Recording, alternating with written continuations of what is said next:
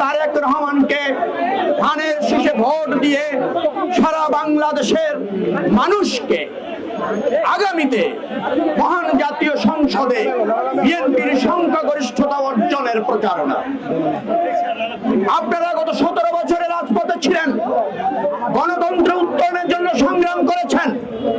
এখন সেই সংগ্রামের ফসল অর্থাৎ আগামী জাতীয় সংসদ নির্বাচনে ধানের শীষের পক্ষে ঐক্যবদ্ধভাবে আপনাদের জনসমর্থন আদায় করা এবং জনগণের রায় আদায় করার কাজে সর্বাত্মকভাবে আপনাদের নিবেদিত হতে হবে।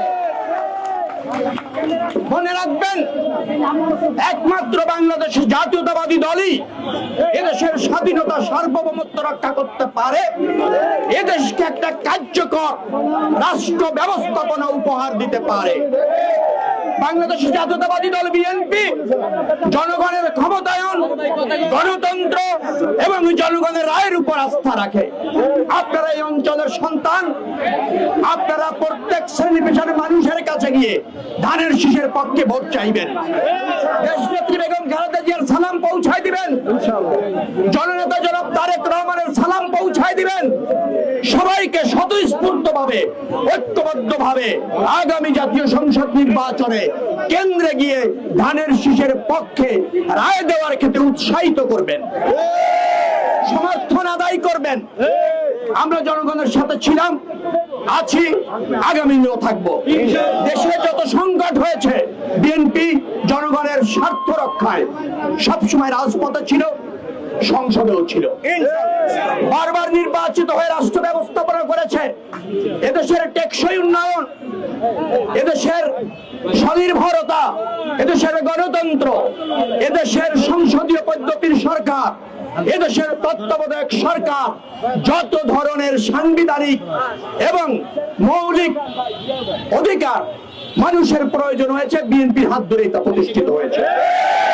অতএব জনগণের বিএনপির প্রতি আস্থা আছে।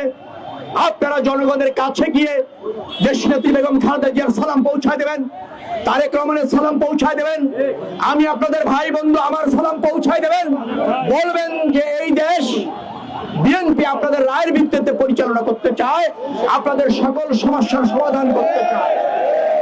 বিএনপির আস্থা আছে, সেই আস্থাকে জোরালো করবার জন্য আপনারা আরো কঠোর ভূমিকা রাখবেন, সক্রিয় থাকবেন, নিজেদেরকে জনগণের পাশে রাখবেন।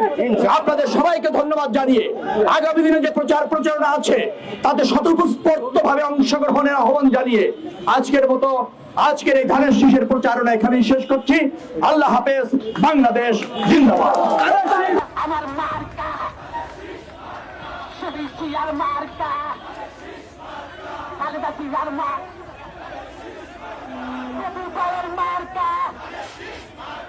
টাকা তো সে কেউ নাই, আছে শুধু